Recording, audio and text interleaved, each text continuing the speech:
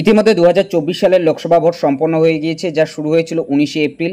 সপ্তম দফার ভোট অথবা শেষ দফার ভোট 1 জুন কিন্তু হয়েছে। এখন শুধুমাত্র ফলাফলের অপেক্ষা। 4 জুন অর্থাৎ 4 জুন ফলাফল প্রকাশ করা হবে। তো তার আগে কয়েকটি সংস্থার এক্সিট পোল চলে এসেছে। বাংলায় কোন দল এগিয়ে থাকতে পারে, তাছাড়াও এবারে কেন্দ্রের মসনদে কোন দল আবারও বসতে চলেছে, বিস্তারিত আপনাদের জানিয়ে দিচ্ছি। কয়েকটি সংস্থার কিন্তু এক্সিট পোল চলে এসেছে। বিস্তারিত জানার জন্য ভিডিওটি প্রথম থেকে শেষ পর্যন্ত কন্টিনিউ করুন। অনস্ক্রিন দেখুন, এখানে বলা হচ্ছে 24 লোকসভা নির্বাচনে বাংলায় বিজেপির জমি আরও শক্ত, কি ইঙ্গিত এক্সিট পোলে। 7 দফায় লোকসভা নির্বাচনে ভোট গ্রহণ পর্ব শেষ হয়েছে শনিবার। সন্ধে গড়াতেই আগাম সমীক্ষার রিপোর্ট আসতে শুরু করেছে। 4 জুন ভোটের ফলাফল প্রকাশের আগে এই এক্সিট পোলের দিকে নজর সব মহলের। কি বলছে বিভিন্ন সংস্থার সমীক্ষা? শনিবার সন্ধ্যায় প্রকাশিত হওয়া অধিকাংশ এক্সিট পোলে ইঙ্গিত বাংলায় এবার উত্থান ঘটবে বিজেপির, পিছিয়ে পড়বে শাসক দল তৃণমূল। তবে এই হিসেব নিকেশ পুরোপুরি আস্থা রাখা যুক্তিহীন।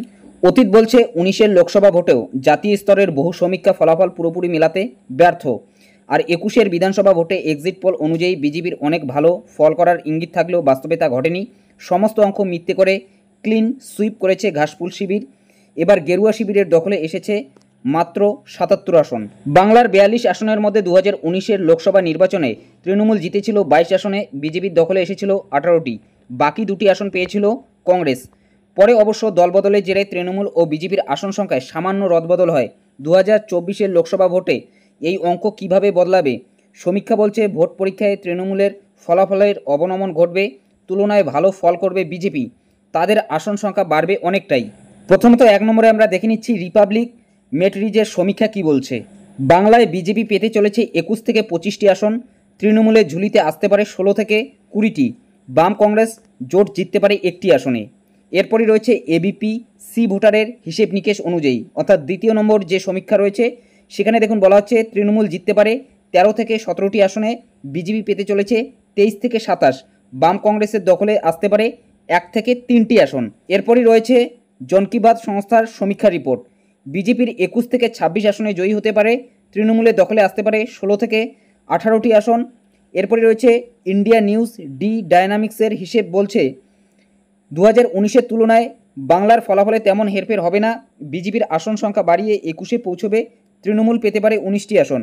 এরপরে রয়েছে টুডেস চাণক্যর সমীক্ষা, যেখানে বলা হচ্ছে বিজেপি পেতে পারে 24 আসন, এই সংখ্যার হেরফের হতে পারে বড়জোর 5টি, তৃণমূলের ঝুলিতে আসার সম্ভাবনা 17 আসন, এক্ষেত্রেও 5-এর হেরফের হতে পারে, কংগ্রেস পেতে পারে 1টি।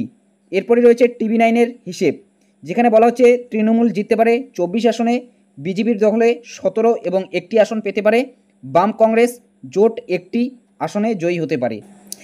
এরপর দেখুন বলা হচ্ছে মোটের উপর বেশিরভাগ সমীক্ষা অনুযায়ী বঙ্গে পদ্মঝড়ের সম্ভাবনা, আর 2019 সালের তুলনায় রাজধানীর রাজনৈতিক লড়াই ধাক্কা খাবে শাসক দল তৃণমূল। শূন্যের খরা কাটিয়ে বাম কংগ্রেসের সামান্য উত্থান হওয়ার ইঙ্গিত রয়েছে। তবে এই সমীক্ষার সত্যতা বোঝা যাবে 4 জুন ভোট গণনা ও ফল প্রকাশের পর।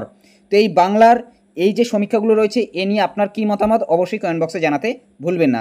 চলুন এখন আমরা দেশের যে সমীক্ষা উঠে আসছে সেখানে দেখে নিচ্ছি সেই এক্সিট পোলে কি বলা হচ্ছে। দেখুন দেশের এক্সিট পোল, যেখানে আর ভারত এনডিএ 353 থেকে 368টা সিট পেতে পারে, ইন্ডিয়া জোট রয়েছে 118 থেকে 133টা সিট পেতে পারে, এরপর অন্যান্য 43 থেকে 48টি। এরপরে যেটা রয়েছে দৈনিক ভাস্কর, এখানে এনডিএ 281 থেকে 350 এবং ইন্ডিয়া জোট 145 থেকে 201টি এবং অন্যান্য 33 থেকে 49টি। এরপরে রয়েছে জন কি বাত, যেখানে এনডিএ 362 থেকে 392, ইন্ডিয়া জোট 141 থেকে 161টা পেতে পারে এবং অন্যান্য 10 থেকে 20টা পেতে পারে।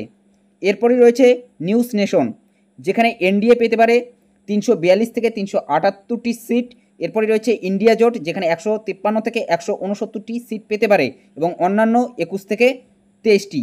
এরপরে রয়েছে নিউজ 18, এনডিএ পেতে পারে 355 থেকে 370টি সিট এবং ইন্ডিয়া জোট পেতে পারে 125 থেকে 140টি সিট এবং অন্যান্য 42 থেকে 52টি সিট পেতে পারে।